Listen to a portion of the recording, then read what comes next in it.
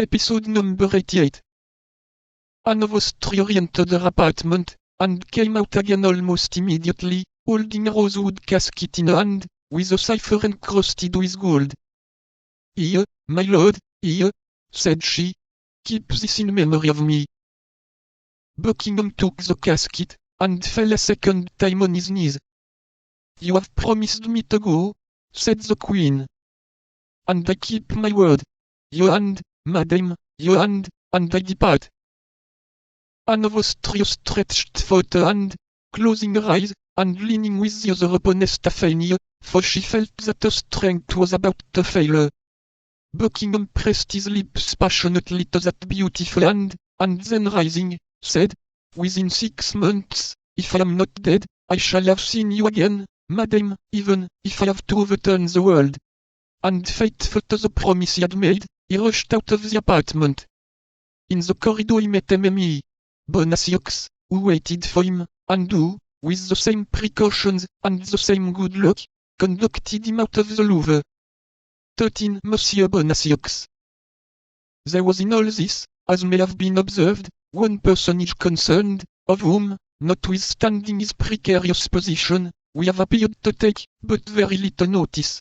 This personage was M. Bonacieux, the respectable matter of the political and amorous intrigues which entangled themselves so nicely together at this gallant and chivalric period. Fortunately, the reader may remember, or may not remember, fortunately we have promised not to lose sight of him. The officers who arrested him conducted him straight to the Bastille, where he passed trembling before a party of soldiers who were loading their muskets. Thence, introduced into a half-subterranean gallery, he became, on the part of those who had brought him, the object of the grossest insults and the harshest treatment. The officers perceived that they had not to deal with a gentleman, and they treated him like a very peasant. At the end of half an hour, or thereabouts, a clerk came to put an end to his tortures, but not to his anxiety, by giving the order to conduct M. Bonacieux to the chamber of examination. Ordinarily, prisoners were interrogated in their cells, but they did not do so with M. Bonacieux. 2 guards attended the mercer, who made him traverse a court, and enter a corridor, in which were 3 sentinels, opened a door, and pushed him unceremoniously into a low room, where the only furniture was a table, a chair, and a commissary. The commissary was seated in the chair, and was writing at the table.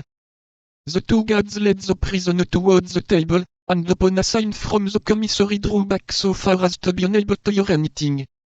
The commissary, who had till this time held his head down over his papers, looked up to see what sort of person he had to do with. This commissary was a man of very repulsive mien, with a pointed nose, with yellow and salient cheekbones, with eyes small, but keen and penetrating, and an expression of countenance resembling at once the polecat and the fox. His head, supported by a long and flexible neck, issued from his large black robe, balancing itself with a motion very much like that of the tortoise thrusting his head out of his shell. He began by asking M. Bonacieux his name, age, condition, and abode.